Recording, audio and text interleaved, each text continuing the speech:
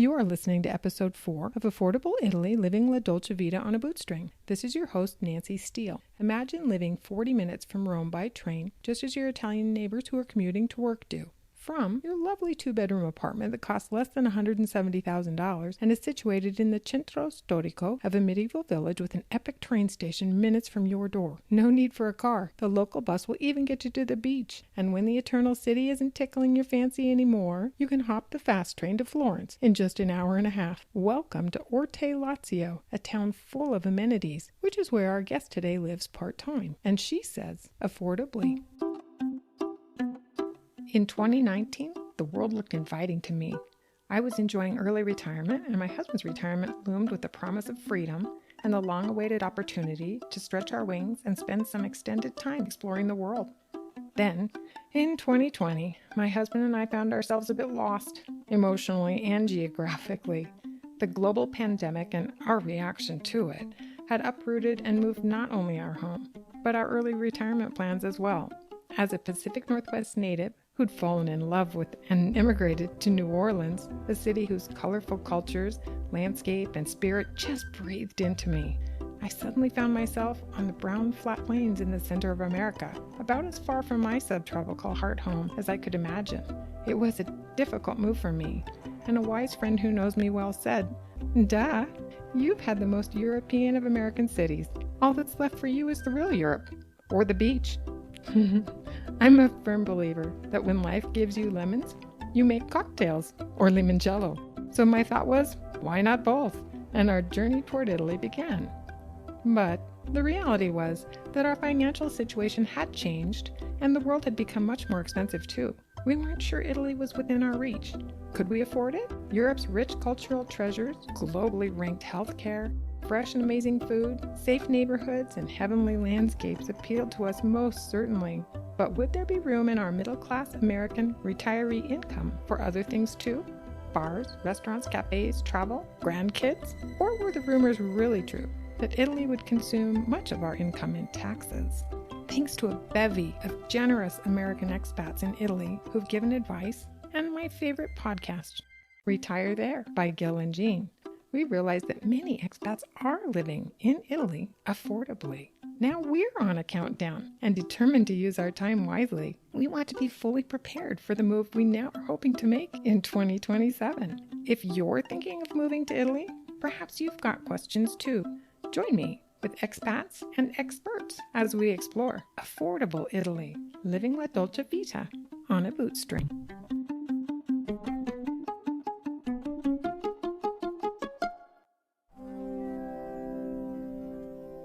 For a fun turn today, my guest is not an expat living in Italy. Cindy Wilhelm grew up in the Italian section of Akron, Ohio. She received her undergraduate degree in management and marketing and then wrapped it up with an MBA. She worked for 30 years in hospitals doing some consulting, strategic planning, and building. With licenses in Florida and Arizona, she had 17 years of experience in real estate. Currently, she owns Cindy Wilhelm Real Estate in Phoenix, Arizona, where reviews tell us that she's been successfully helping others find homes throughout the area. With at least $7.8 million in sales, I think she qualifies as an expert in the field. Cindy's passion lies in travel and learning. She's diving deep into the history and culture of Italy, as well as the rest of Europe and beyond, as she Schengen shuffles in and out of her home that's only 44 minutes from Rome and an hour and a half to Florence by train. For listeners new to the term Schengen Shuffle, Cindy is not a legal resident of Italy or any other EU country. Her tourist visa, which works just fine for her now in a somewhat nomadic lifestyle, limits her to 90 days within the EU, followed by 90 days outside of the EU, then repeat that cycle for a total of no more than 180 days anywhere within any EU Schengen border each year. Cindy found a way to pursue the travel and learning she craves while creating a home base in Italy. She bought an apartment in Orte, Lazio in 2022, from which she now shuffles. She survived the Italian bureaucracy of purchasing a property and obtained the trappings of home, mastered the local train schedule, and now traverses Lazio, Umbria, and Tuscany on an almost daily basis. Her blog, Just Doing Paradise, chronicles these adventures with fantastic descriptions of people, gorgeous scenery, and of course, food. Cindy recently posted a glowing description of Orte on an expat Facebook site that caught my attention. Many of the attributes she highlighted are on our list, and she hit my sweet spot with one. Orte, Lazio is not only beautiful, Orte is apparently affordable. Ciao, Cindy. It's so nice to meet you here. Hello, Nancy. Thank you so much. Ciao. You've actually opened up a whole different way to explore affordable Italy for me. My intention has always been to focus on expats living full-time. Yours is a creative solution that still lets you call Italy home. Why don't you start by sharing a little bit about your nomadic lifestyle and how Italy became your home base? Well, I have traveled since about 2015 just for fun and enjoyment in Europe and Australia. And Italy just has continued to resonate for me. I just love it here. There's just something that I feel connected to. And I kept coming back here. And I would use those 90 days in different years to spend 30 days in an Airbnb in Rome or Florence. I kept going back and forth. And then I decided that I really wanted to be over here more than Phoenix, Arizona. Although I love my family, my friends, wonderful people, love them all. They'll all come over and see me. Sure. And then it was a challenge to truly decide, where am I going to focus? Being a real estate broker for the last 20 years maybe gave me a little more of an insight on how to think about a location, think about what is it I really want, and then home in on it within 3 months of being here. When we had the lockdown, I really analyzed where do I love? And I've been to Sicily, and now I've been all over Italy. Not as much as I will, because I want to do more traveling a lot of places. But I really love Rome and Florence and decided to be between them. That would be my sweet spot. That would be where I want to go. So that's what I did. And the critical thing is I have driven in Italy. I've driven across Sicily. I've driven from Florence to Rome on the autostrada. And quite honestly, I am giving it up. They win. And when I'm driving, I mean, you're not able to look around. You're not able to see. And I thought long and hard about that. And I said, get a train station. What I want is an extraordinary train station. And that's what Orte has. Oh, I love it. Great criteria and path to it. It's so hard to narrow down how to go about the search. I love that. You're actually very, very logical. I'll tell you, though, the other part of it is Orte has a metropolitan area, and it has Orte Scalo, which is 2.5 miles from the Centro Storico part of Orte. So being in a medieval village on a mountaintop that's fairly flat. So once you're on the mountain, it's flat to walk. It's just like, yeah, this was a no-brainer. That sounds absolutely idyllic. I will have to say, since you and I connected, which was just recently, I cannot believe how many times Orte has come up in the expat group. I wanted to share with listeners that post that you put up that caught my eye. And then let's expound on that a little bit today. It's also important for listeners to know that although Lazio does contain a list of qualifying 7% flat tax towns, Orte is not on that list. Cindy's list about Orte that caught my eye included: it has a Centro Storico, it's 37 miles north of Rome, excellent large train station to everywhere, including Rome, 44 minutes to Rome, 1.5 hours to Florence, a robust bus service, temperate climate, medieval village on a mountaintop, properties are the lowest they've been in many years, 2 grocery stores, produce store, vegetables and fruit, 4 cafe bars, 2 restaurantes, fine dining and home-style Italian, an enoteca, which is a wine bar, a wine store that delivers, a hospital with rehab and a doctor on site 24/7 who speaks English, a pharmacia, jewelry store, optical store, pasta store, lingerie store, shoe and handbag store, makeup and clothing store, gift store, tourist office, theater, ATM, 3 beauty salons, and 2 inexpensive parking garages. The Tiber River parallels the village. The Autostrada also parallels the village. There's a taxi service. If you look at the metro area, then you would include a hardware store, appliance store, all the tradesmen and supplies that you need, flower shop, Chinese stores, a post office, utility offices, gym, yoga, and larger grocery stores. Cindy, that's like the whole list. Yeah, it really is. Like today, I won't even leave my home. I'll go outside later and walk around when it's cooler out. Everybody will be in the main piazza for the passeggiata. And I may stop and have a glass of wine at the Enoteca or get a gelato, but I don't have to leave the village to get food, although it took me a while to figure that one out. Okay. Because as Americans, and most of us will know this, if you can lay in your bed till 9 or 10 in the morning, because you just can, and then you get up and you kind of just lull around the house, not really doing much of anything. And around noon, you decide you should go out and get something to eat. And you realize they're all closed at 1 o'clock. And there is no food. Oh, no. And now you are foraging like a feral person and thinking, oh my God, this is the day I'm going to die because I can't find any food. In Italy. In Italy. The two cafes do stay open, and one has exceptional pizza. And I worked in New York City for 15 years, so I know a little bit about pizza. And I got to tell you, their pizza is the best. Anything I've had in Rome, Florence, Venice, anywhere else, what they make here is amazing. So it took me 2 weeks to really home in on buying a few groceries ahead of time, so I'm not out feral foraging. That's awesome. In Orte. Oh my goodness, I love it. Was affordability a part of your decision making? I totally get the transportation thing. That's a huge one on my list. If affordability was a part of your criteria, how did you go about ascertaining that Orte was actually affordable? I looked at a number of villages, and I actually went to a number of villages, drove to them, and looked at properties and apartments. My needs are pretty simple. I've downsized a couple times in the last dozen years. So it's really not difficult for me to not need a lot of space. And I don't want to Americanize my life here. This is a totally new adventure for me. When I was looking, the issue that I had was I needed 2 bedrooms. And other than that, I was open to anything else. I did not want to Americanize my home. I really want the Italian experience for the most part. I don't speak Italian fluently, but it's getting better. Okay. And, yeah. Now you're a real estate professional. So did you need to engage Star Immobilier during any of this, or were you able to do it independently? I did it myself, and in hindsight, I'm just supposed to be here. I'm very lucky. I'm a very, very lucky person. I was just determined once I'd seen this apartment. I still went and looked at a couple more in other places and a couple more here. And I came back and said, no, I want this place. Mm-hmm.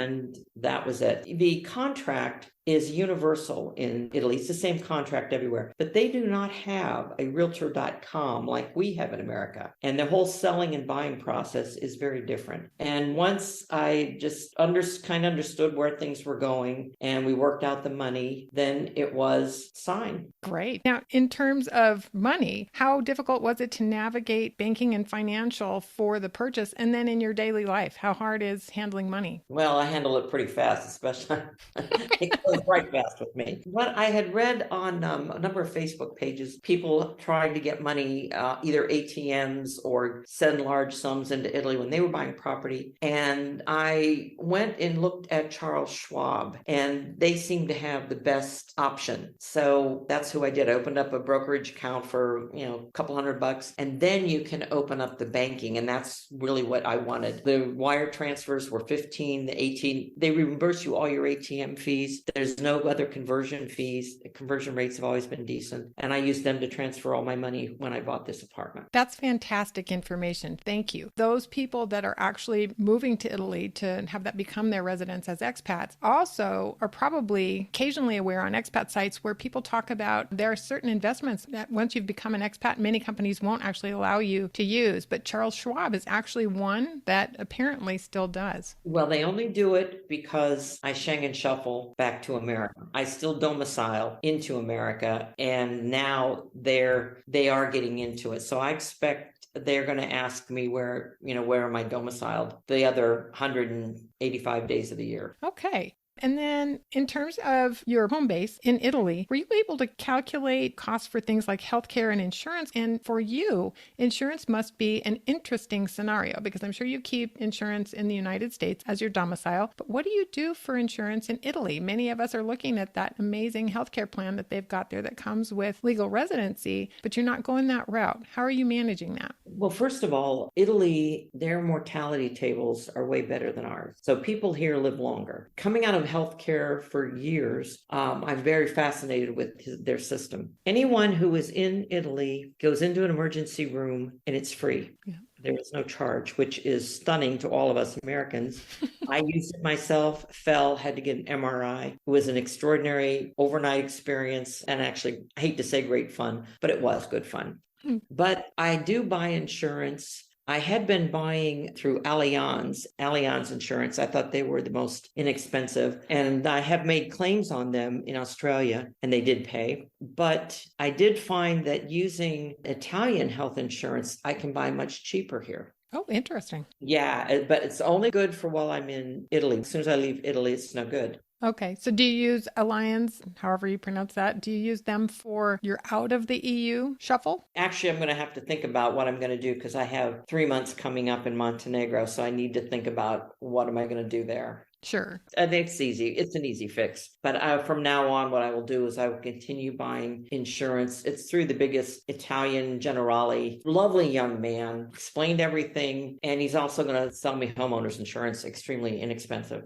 Love it. Thank you for that. So you mentioned temperate climate. Let's hear from you about weather. You've been there since 2022. You researched that. What's the highest heat, coldest cold, and does it snow? The weather here on top of this little mountain, it's not a huge mountain. It's a mountain made of tufa, and there's mountains around it. There is a breeze. Generally, there's a breeze through here. Nice. It's hot right now, but in my apartment, you learn how to manage the heat and the cool. At night, the windows are all open and the coolness comes in around 68 degrees. And then in the morning, you close everything up. And my walls are anywhere from 12 inches to 18 inches thick. Oh, nice. Describe hot. What is hot? Well, the heat here it can get up into the 90s, not high 90s, but even 94, 95 is overwhelming for me because it's humidity. Oh. Coming from Arizona, there is no humidity. Here, it's just dripping. So I have to get used to it, which is another reason to stay in this part of the world so that I'm dealing with humidity ongoing because the humidity is what gets me. It's not the heat. Okay. Christmas time is fabulous here. And because I grew up in Ohio, Ohio has a biting cold, like Michigan, like the Northeast. And, there's a biting cold that you really got to be bundled up. I haven't experienced that in Rome or Orte during the months I'm here, November, December, January. I don't know what happens after late January into February if it gets really cold, but according to the people who live here and in Rome, if it snows, it doesn't stay on the ground. Lovely. It melts. Lovely. It's just for pictures only. Yeah. Perfect. How about level of concern for natural disaster risks in the Orte area? Seismic or earthquake events, flooding, that sort of thing. Goes down the mountain. People down there need to worry about something, but I'm not worried about the seismic. I looked it up and it wasn't significant. It really was insignificant amount of seismic activity. The building I'm in was built in the 1200s. Orte being built in 600 BC. You see plenty of things that are that old, and we have an underground city here also. Oh, man. Yeah, it's fascinating. But when they build for 1,000 years in this place, they've never had a problem. Yeah. I mean, all of Italy is a seismic area, correct? You're not going to move to Italy and get away from that, I don't think. Yeah. That's good to know that there are no huge red flag concerns there. You just mentioned the underground city and that parts of Orte were actually built in 600 BC. Talk to us a little bit about that, cultural interests, that sort of thing. Sure. We have a resident archaeologist here. Last year, I paid him to walk me around the village and tell me everything he knew, which actually took about 2 hours. And I retained probably 25 minutes of it because it was so overwhelming. But the hot spots for me were the Etruscans built it like they did many other villages. They did have battles with the Romans 2 different times in early history, and they lost both times. But what was significantly interesting was he said, don't think what you see in the movies is real. The winner doesn't kill off the other guy because they need those workers. And he said, and people here, whether they were paid a wage or they were a slave, they were paid a wage. So everybody got paid. And he said they needed those people to be laborers, so they didn't kill them off. And then I forgot what he said was how they determined who won. But this particular village had 2 large gates. And if the invaders were able to breach those gates, the women, the children, the old people would go underground and they could get out of the village and live. There were underground tunnels throughout Orte, which is not unusual. Orvieto has it. There's some other villages that have this also. Mm-hmm. I actually have one in my property. Oh my goodness. Yeah, I sit on what we would consider the second floor. Beneath me is what they call a taverna or cantina taverna. And the real estate guy was adorable. Got all excited about this taverna. He was and I'm like, I don't care. I just want the apartment. But okay. But then he showed me the grotto. You go down and it's deeper, subterranean. I replaced all the lights on there so people could see. And any men who come to my apartment, any friends of mine who come over, everybody wants us to go down there. The men, the women don't. I do. But it was also a refrigerator. So that's where they kept the wine, the refrigerator, and all that. And it is quite cold. My particular grotto goes pretty far, and then it's like a wall. There's a wall there. So at some time that was open, and that was how people got out. And it was probably true of just about all the big buildings here. Okay. That is just amazing. And that is a tourist thing. People will come to our village to see the Soltanea, which is the underground city. It's cisterns and water. It's how they moved water. The Etruscans built an aqueduct that is, I can't even get my head around it. It's so big. There's still a good piece of it left at the one end of the village. And it went all the way up to a mountain behind us. And that was how they brought water back down. That mountain is 2 to 3 miles from here or more, uphill. And the aqueduct came all that way. The other part of Orte that's rather important is it was very important to the Catholic Church. And they call it a bishopric, which is the bishops, the higher ups in the Catholic Church. This would be a place for them as they then went into Rome and other parts. So we have probably 8 churches in this village. One is the great big one, and then 2 prayer chapels, and then the other ones are museums. So it's quite historical here. I guess the other interesting thing is in World War II, it was very important. First, as everybody knows, Italy was on the Axis side. So the British came and tried to bomb the train station, which was the main arterial for men and supplies moving in the war, north and south in Italy. They missed, hit part of the village, and then Italy flipped to the Allies, and then the Germans came and tried to bomb the train station, and they missed. The train station's 2.5 miles from here. My dad bombed a whale under orders during World War II, and he made global headlines. So things happened. Yes.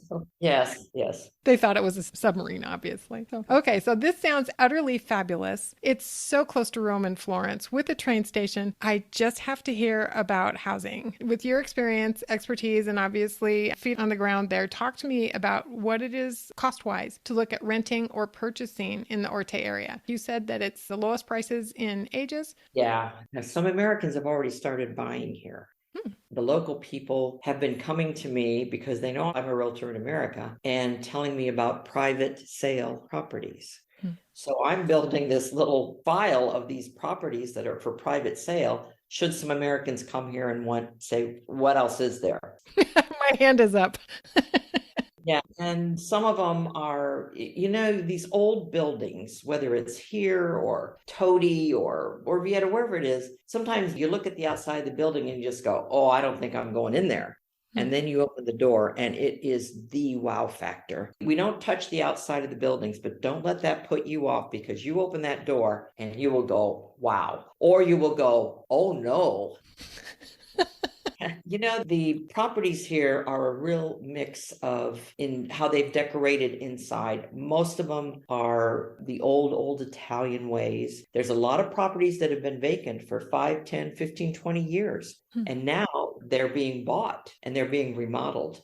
The pricing here, it can go anywhere from $25,000 to $1 million. There are 2 properties that are into the millions, but they are huge palazzos with spectacular frescoes and artwork themselves, plus the furnishings. They're gorgeous. I saw them online. Oh, the other ones, but you can find a really nice apartment here for less than 150,000 euros. How many bedrooms? Well, at least 2, could be 3. And the other part that, it's just common sense is if you want a view and you want a balcony, you're taking those steps. You're going up to those steps. Do we have elevators? Not here that I know of. There is talk, and I think it's going to happen. There is a lot of room around the one side of the village where the Autostrada and the Tiber River are. They parallel us. There is room there. They're putting in a road. They're going to put in a lot more parking, and they're going to run an elevator from that parking area up to the village. Great idea. Here's the other part of that. If Orte, Comune, the Sindaco, the mayor, if they want more money in Orte, this is where the money is. This is where the vacancies are. And they're telling me, what I'm hearing from the local people is they want it. They want the Americans to come, the British to come, Australians. They don't care. Bring them, bring them. Would you classify Orte as one of those towns that has been depopulated and in fact has been sort of dying in recent years, or has it not suffered that fate? It definitely has, and I can see it myself. The population here is primarily the elderly, the grandmas, the great grandpas. That's the population. And if you don't think it makes you feel a little inadequate when you see that 90-year-old woman trotting up 25, 45 steps, and you're going, what the hey? And, I have 16 steps here. Get up, girl. They're amazing, but the properties range all over the place, from having rooftop balconies where you see the valleys. Orte goes sort of oblong, and they're extraordinary. You walk into them and you go, oh, because you don't understand the floor plan. Mm-hmm. And I agree. My own home here, my own floor plan, I kind of like, well, that's what it is. It's different. I live with it, but that's just what they did to make them usable at that point in time. Right. So for under $100,000, you feel that someone could find a home in Centro Storico, even, sure, with a view, perhaps? Sure. 2 bedrooms for less than 100,000. That's amazing. 44 minutes from Rome. That's absolutely amazing. The hour and a half to Florence is on a faster train. Generally, it'll be up to the 2 hours and that, because they're going to make stops along the way. Sure. It doesn't bother me. I'm just looking at everything, so it doesn't bother me. How about bus services? We know the trains are good. What about bus services? There is a small white bus that comes up to the village all day long. We have a schedule posted. It's all over the village, all over down the mountain also. It goes all over metropolitan Orte and always to the train station. There's also a taxi service. I came in last night. It was 10:30 at night. Nobody's up. And I called Federico and said in English, it's the American. I'm at the train station. Can you pick me up? In Italian, he said, yes, I'll be there in a few minutes. God bless him. But there's 3 guys that run the taxi, so it rotates, and they're all lovely. It's $10. Yeah, $10 to get from there. Okay. Yeah. It sounds like you do have expat friends in the area, or am I wrong on that? I have identified just about every English-speaking person in the village. Okay. How is the general attitude about expats with the locals? It sounds like you're saying they're inviting Americans, Australians, Canadians, etc., into the community. But do you feel they're being inclusive, and is language a huge barrier? Or are you able to get by with a little bit of Italian? First, you have to get an attitude change. Americans don't generally have a good reputation as tourists. And sometimes, many times, I see them in Rome and Florence and even here, and I'm just like, put some damn clothes on, try to look normal, speak to people. Here, I have gone out of my way. I smile at these people. I look them in the eye. Buongiorno, come sta? Buonasera. I have 20 things that I can say and they like it, but I always smile, whether they say something back or not. I've done it. And they have said, I've been told through the grapevine, they think I'm a very nice person, and they go out of their way to talk to me. I love it.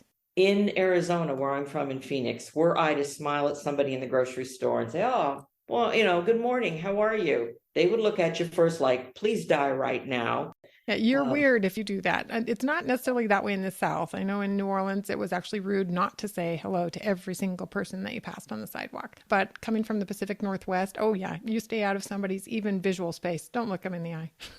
Yeah. And these people would like that. They would appreciate having people smile at them and be kind and slow down. Just smile. If you can't say bonjour, then just smile and ciao. Just say ciao. They're happy with that. It tells them that Americans are nice, that we're easy. We're not what we're portrayed on TV or what they've seen other places. And that is really, really important to me. And it's also important to me that should I see someone, an American primarily, doing something they shouldn't do, whether it's trying to climb a statue or banging a church door or something that is inappropriate, stupid, and you shouldn't do, I'll step up and tell them. You step up and tell them. You have to. Agree. Here and there. Yep, Yeah. absolutely. Do you know anybody who's an expat who's aging there in the Orte area? And if so, how's that working for them? Are they having in-home care like a badante, hired help, or family taking care of it? Long-term care facilities? What does aging look like that you have seen in the Orte area? You generally hear, the families take them in. If they are not able to live on their own, the families will move them to their homes. Because I've asked about that. I've been very curious about how that would work. There are some long-term care facilities. The hospital here is kind of a rehab quasi facility, nursing facility that has radiology and other lab radiology capabilities. But for the most part, I think they're still doing the whole family thing.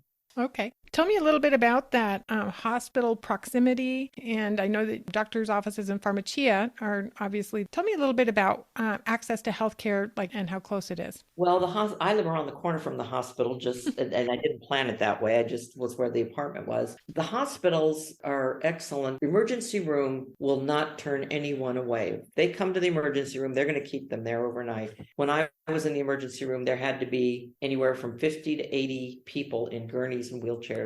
They triage, but they know every night that there's going to be a certain amount of people that just come in, need to be there overnight. But because there is a physician over there on site 24/7 and they speak English, you know what? I can't ask for much more than that. I agree. Recently, the map came out with a list of top rated hospitals in Italy. It actually does a red, yellow, green scenario for hospital ratings. And one of the top hospitals is in Rome, which is 44 minutes from you. So if folks were getting a diagnosis that required intense care, even if they felt that the local hospital might not be able to manage all of that, you're so darn close to Rome. I think that would be highly accessible. And I guess it's also important to note that if there's a hospital in Rome that ranks green or at the top of the list with Italian healthcare, imagine where that is on the list in terms of global healthcare. You're talking about the best of the best there. So that sounds like that's pretty awesome to have that so close. There are two hospitals, very large hospitals, that are academic teaching facilities. One is in Terni and one is in Viterbo. They put me in an ambulance and took me to Viterbo. I hit my head, so I fell and hit my head. But the next morning, when they were all done, I had the MRI and I'm fine, just go home. They would not let me leave until the next morning at 6 a.m. when a medical car came and picked me up, brought me to my apartment, and there's no bill.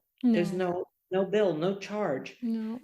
The other part of it that's kind of cool is I'm sitting outside at 3 a.m. in the morning on a beautiful veranda with a bunch of other people. We're all sitting out there. It's a beautiful night. I'm just sitting there and I'm just enjoying the whole experience. And 6 a.m., this guy starts walking towards this patio area. And I'm telling you, if I was 30 years younger, and he looks around at everybody and he points to me, and I almost wanted to stand up and go, "Oh yeah, oh yeah." So I said that, "Shut up, Grandma. Don't do that." But he spoke no English, brought me right to my door. Well, he didn't come to my door. He just drove as close as he could, and that was fine. I have a friend here who's lived here for years, and he's not well. He can't go and get his medicine. He has no family here. So he needs medicine that he can only get in Rome. And the other afternoon, I went and got his medicine because I didn't have anything to do, and I love Rome. So I said, "I'll go get it for you."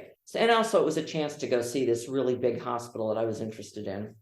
But what I found out for him and what he's going to have to do is the Red Cross will pick up his medication and drive it out here to him. Oh, that's amazing. He has no family. He's really here alone. So something like that is really nice. They look after their own. They really they do. I bet you felt when you were in the hospital like you actually mattered. Well, I didn't until they had me in a wheelchair. And the wheelchair had the seat taken out. And the seat that was there was like a horseshoe so that somebody could slide a bedpan in. And I'm thinking to myself, this is not going to work. Something's going to get very numb and I am going to end up on the floor. Oh, no. After about an hour of that, I used my Google Translate and in Italian and said, "Are you the triage nurse?" Held it up to these two ladies who were sitting there at the desk. The one jumped up, came right in. Then we started chatting. And then I saw the doctor, got the MRI, and it was a good experience. Good. Yeah.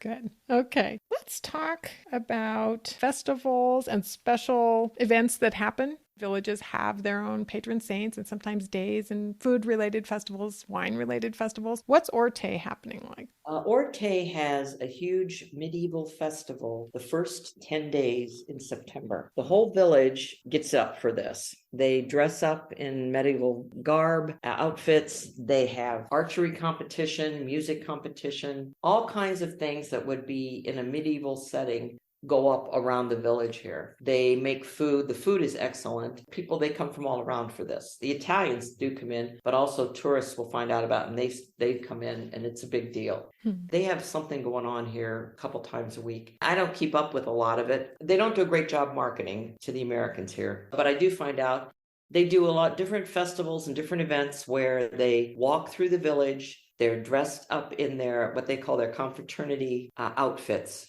The villages, and even Rome and Siena, have neighborhoods, and the neighborhoods are called contradas. And Orte has 7 contradas. So these contradas really show up for the medieval village, and then they'll do their own little festivals. They'll have meals and for a weekend, and they decorate and do stuff and music. But there are events that are more Catholic focused, where the men will dress up in these long, what they call confraternities, and each contrada has a different color, and they sing and they carry things. They take candles and drip wax. They go through the village. It's quite extraordinary to see this. And they do this 3 or 4 or 5 times, 10 times a year. Oh my goodness. Different variations of it. They've also had put chairs up in the piazza, and we have a village marching band.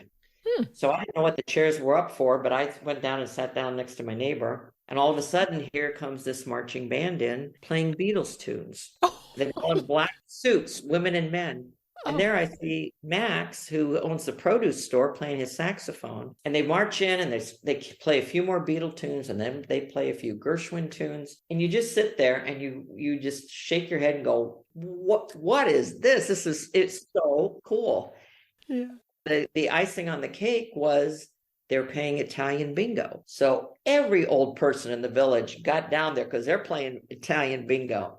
Some things are the same across the water. Oh my God. The priest is calling the numbers and they put them on the board. So I bought a few cards and myself. I did not make the Americans look good. Okay. They do all kinds of festivals over Christmas, everything. They do all kinds of stuff. That is just amazing. Oh, I love your life.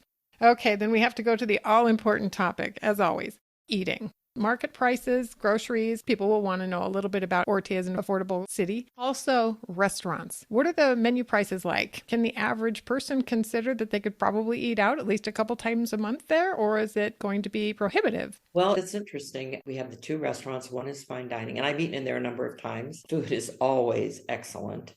And now the guy that runs that restaurant has opened up a cafe called The Bistro on the main piazza, competing with the other cafes. But what he does is some of that food that he offers there, the pastas, the salads, he's shuffling in from his restaurant. So in the mornings and afternoons, you want lunch, you're getting the excellent fine food at a bargain price. Oh, what a find. And whoever hears me, keep it to yourself, because I don't think we want everybody in here. Really good, though. He's a very nice man. In his restaurant, the menu does change seasonally. You only get here what is in season. Everything comes from around this region. So if it's not in season, you're not getting it either in the restaurants or the produce stores. Very little is brought in. I think I've seen some persimmons from Sicily or something. There was some fruit that came in from Sicily, but other than that, and bananas. Okay. That's it. Everything is local. So it's very fresh. The other restaurant does more of a lot of pastas, seafood pastas. It's a little easier. You could go in and see the red table check, and it's very nice. They're very nice people. Both of them have excellent wine. Always order the house wine because you're getting really good wine. What would you say the average price is, or maybe the high and the low end of what you would spend for a meal in either? The first meal I had at the fine dining place, I think I had 2 glasses of wine, a little appetizer, because I'm vegetarian, then some pasta dish, and then I had dessert, and I think it was 30 euros. Okay. And at the lower end? The lower end was at the other restaurant, probably 2 glasses of wine. some pasta and dessert, and it was probably $22. Okay. I just need to point out that 2 glasses of wine in the US, you've already just spent $20 at least. I mean, that's on the cheapest glass of wine on the menu. So that's actually very hopeful. I love that. What about food specialties? I know regions and towns oftentimes have something they're kind of known for. Do you guys have anything that's particularly Orte? Nothing that really comes to mind that I can think of. Everybody buys the bread from the bakery. She's open every morning for a couple hours. And so her bread goes throughout the village. She makes a couple different kinds of bread. Italian bread is generally without sugar or salt. And she will make then a second batch of bread that will be salted, a little salt in it. I think that's a Tuscan thing, if my reading is correct. I think the unsalted bread came from the Florence area with history regarding trade and who didn't want to pay what to whom. It's so interesting that even village by village bread can change in Italy. Yeah. No, I don't. I think the pastas are probably, they just do variations on the pastas. They'll make cacio e pepe, which is a Roman dish. We're not that far from the ocean. I think we're 50 miles from the ocean. So they do get fresh fish in. A lot of people like fresh fish. If I wanted to go to the ocean, Cindy, how would I get there without a car? Well, funny you should say. Yeah.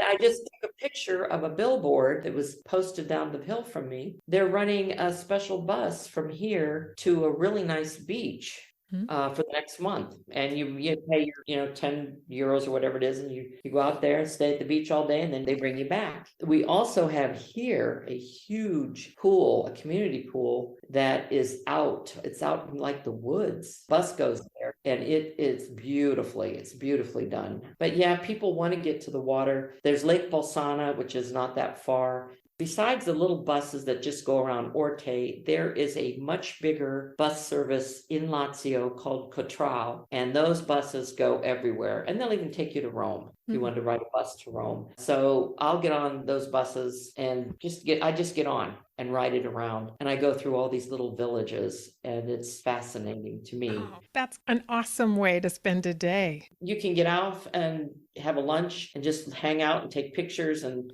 just ooh and ah. And then you see the bus coming again, and get back on. Orte is a big station for the buses. Okay. I'm not ever worried about being stuck. And if I did, I'd call a taxi. It's not going to be the end of the world. Frederico. Yeah, Federico, you'll come. Yeah. That's awesome. Can you think of anything else that people should know about Orte as an affordable and incredibly rich and beautiful place to live in Italy? I think what they would find here is it's a little more metropolitan in their approach to living, because Orte in the past had many, many stores here that over the last 20, 30 years, 40 years have closed down. And now we're starting to see things are opening up much more. There's a lot more tourists coming in. There is an event the last Sunday in November, the first Sunday in December. It's called Orte in Cantina, and it is where you buy your ticket and you go to 8 different places around the village for wine and food. And they're so efficient. They bus people in, they take them to a park where they can park their car, they drive them up to the mountain, they pick them up at the train station, bring them up to the mountain. I mean, they have tour guides with each group. It is phenomenally fun, and the food is fascinating. And by about the 4th place you go, a certain person who was, oh, wow, left her purse sitting there, and they brought it out to me and said, they all know I'm the American here, so they... But I would say come and look at the properties here. There's enough for sale that you'll get a good feel for what you want or what you could have here. And I think they're very reasonable, very reasonable. 2 Americans have just bought 3 apartments, and they were all under 100,000. They're all 2 and 3 bedrooms. See, that's just wonderful, right? And I'm glad to hear that you do have an expat community there too. I love that you want to be organic in terms of living as an Italian, but it's also really nice to have some folks that speak your native tongue. Yes, we've launched the Expats in Orte Facebook page. Oh, I will look for that. So as we identify people, we're bringing them into it. Yeah, there's another lady from the UK. She's closing on the 24th. So it's happening. It is truly happening. People go, well, what can I buy privately? I will put you in touch with these people. I love it, Cindy. And as far as people finding you and being able to continue the conversation with you, can they get a hold of you through your blog, Just Doing Paradise? Yes, justdoingparadise.com. Okay. Absolutely. And people have done that. They can also do it on Facebook. They see my name on any of the things, they'll message me. I've had a number of private calls. People ask if they can talk to me. And sure, yeah, I'm glad to talk about them. I'd love more Americans to come here. But there's Norwegian people here, there's Swedish people, Irish people, Spanish people. There's Airbnbs here, so people can rent an Airbnb or hotel here and then decide for themselves, stay here for a couple of days and see what they think. I honestly have to wonder if Orte wouldn't make a nice base outside of Rome. I've been to New York, I think 3 times in the last calendar year, and I think I've decided that I've stayed my last on the island. I think in the future I'm going to look beyond and stay out in one of the boroughs. And I'm wondering if Orte wouldn't function also for folks who are coming into Rome for a week. Well, I'll tell you, there is a huge parking lot on the other side of the train station, and there is a 6-something train in the morning, and people who work in Rome drive down there and they take the train 44 minutes. They're there. They're at Rome Termini, which is a great location, central, to get wherever they need to go. And then they just hop on the train and come home, come here. Yeah, there's some real benefit to that. Just relaxing and being in that environment that you're talking about just sounds like absolutely chill after a day of doing whatever in Rome. Well, Cindy, you have painted a rich picture, which I knew you would, of Orte, and only complicated my search further. Thank you.